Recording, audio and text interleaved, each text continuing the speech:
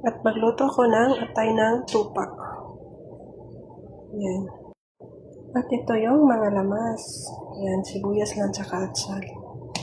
At ito, uunahin natin yung puso ng tupa. Uunahin natin yung tupa. At dito, yung oil na ginagamit ko, yung oil sa, taba ng tupa. Yan.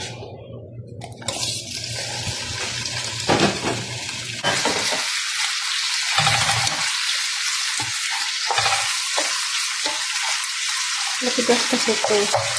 So, ayan, luto na yung puso.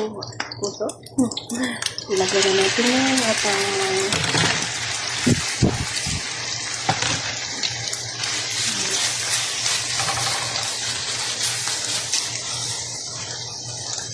pag magluto ako ng atay, lagyan ko ng cumin powder.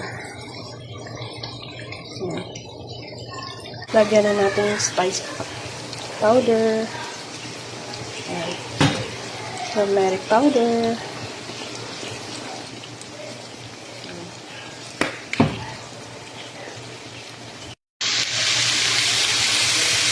Ayan, luto na siya. Try nyo magluto na tayo ganito.